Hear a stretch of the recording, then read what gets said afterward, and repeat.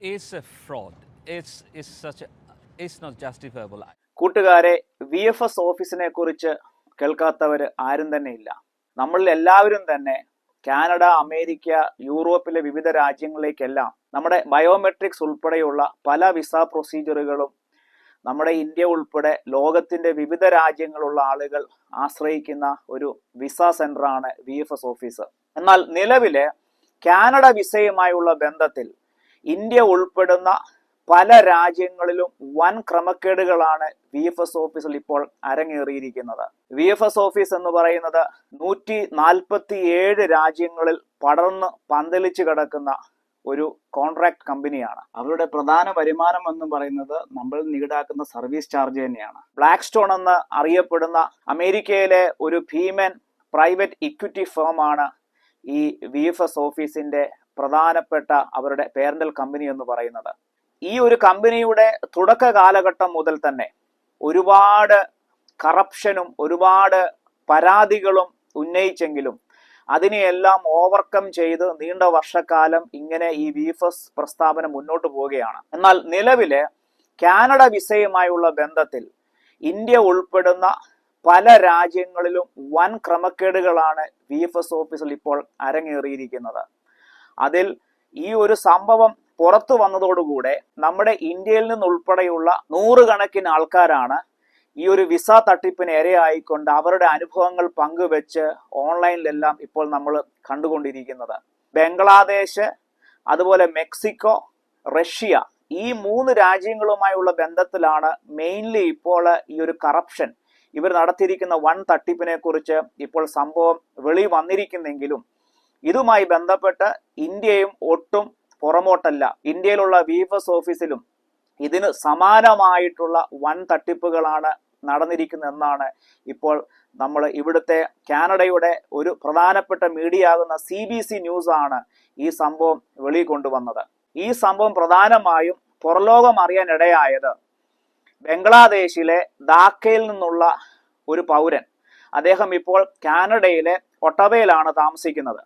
അദ്ദേഹത്തിന്റെ ഫാമിലിക്ക് വേണ്ടി അദ്ദേഹം വിസ സബ്മിറ്റ് ചെയ്തപ്പോൾ അവിടുത്തെ VFS ഓഫീസ് അദ്ദേഹത്തോട് ചെയ്തതായിട്ടുള്ള ചില കാര്യങ്ങളെ മനസ്സിലാക്കിയപ്പോൾ ഇത് സർവത്ര ഗുഡായിപ്പാണെന്ന് അദ്ദേഹത്തിന് ബോധ്യപ്പെടുകയും അദ്ദേഹം അത് കംപ്ലൈന്റ് കൊടുത്തു. അതിന്റെ പ്രധാനപ്പെട്ട കാരണങ്ങളെന്ന് അദ്ദേഹം ചൂണ്ടിക്കാണിക്കുന്നത് VFS ഓഫീസിന്റെ ബയോമെട്രിക്സ് ഉൾപ്പെടെയുള്ള പല പ്രൊസീജിയറുകളും ഡയറക്റ്റ് വേയിൽ പോയി നമ്മൾ അവരുടെ പോർട്ടലിൽ പോയി നമ്മൾ അപ്ലൈ ചെയ്യും.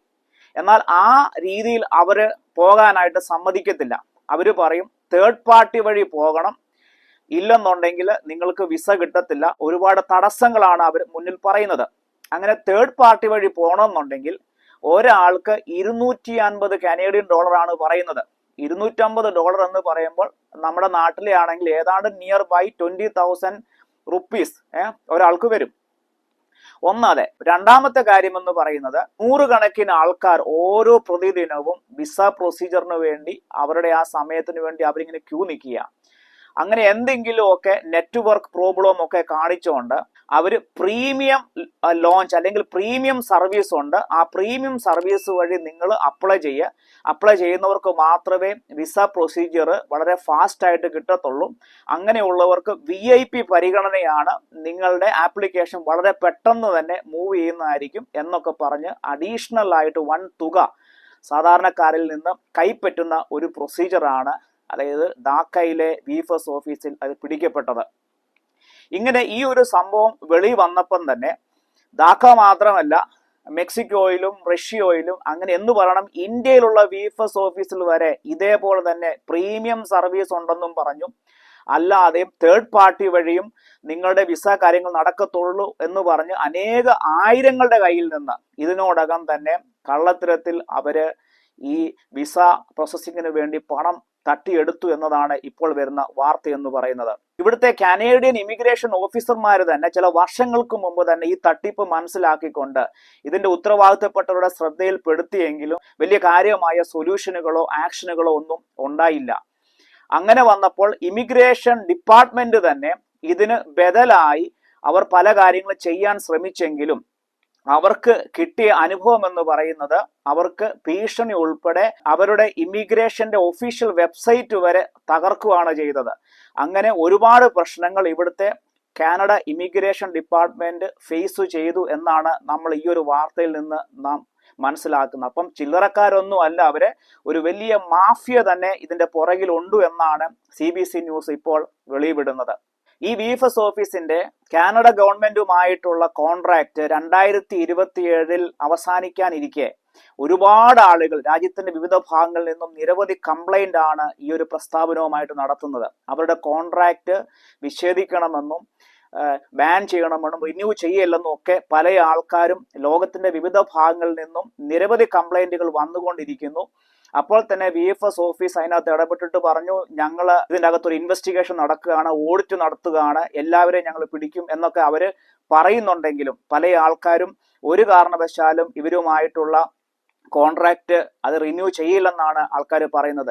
ഏതാണ്ട് 725 ദശലക്ഷം കനേഡിയൻ ഡോളറാണ് ഇവിടുത്തെ ഓരോ സാധാരണക്കാരൻ്റെയും ടാക്സ് മണിയാണ് VFS ഓഫീസിന്റെ പ്രവർത്തനങ്ങൾക്ക് വേണ്ടി കാനഡ അവർക്ക് കോൺട്രിബ്യൂട്ട് ചെയ്യുന്നത്. എന്നിട്ട് പോലും നല്ല രീതിയിലുള്ള ഒരു സർവീസ് അവർക്ക് നടത്താൻ കഴിയില്ലെന്നുള്ളത് വളരെ ഒരു നിരാശകരമായിട്ടുള്ള ഒരു കാര്യം തന്നെയാണ്. അതുകൊണ്ട് ഇവിടുത്തെ കാനേഡിയൻ ഗവൺമെന്റ് അത് പുനഃപരിശോധിക്കണം എന്ന് തന്നെയാണ് ഈ ഒരു പ്രശ്നം നേരിട്ട ആ ഒരു വ്യക്തി തന്നെ ഇപ്പോൾ CBC ന്യൂസിനോട് അഭിമുഖത്തിൽ പറഞ്ഞിരിക്കുന്നത്. പല ആളുകളുടെയും ഡേറ്റ ബ്രീച്ചിങ് പോലും, നമ്മൾ കൊടുക്കുന്ന നമ്മളുടെ പേഴ്സണൽ ഡേറ്റകൾ, ഇൻഫർമേഷനുകൾ വരെ ബ്രീച്ച് ചെയ്യപ്പെടുന്നു എന്നതാണ് മറ്റൊരു ഗുരുതരമായിട്ടുള്ള ഒരു കാര്യമെന്ന് പറയുന്നത്. It's a fraud.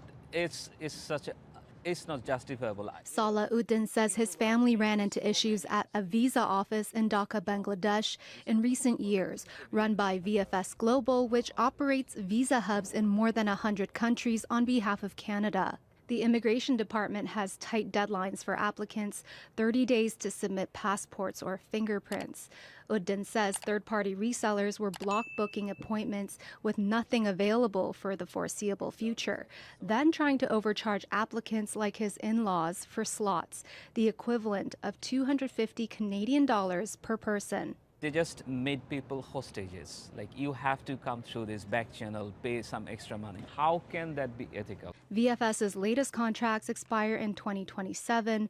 Uddin says he's speaking up because he wants Canada to be more diligent, overseeing its international visa.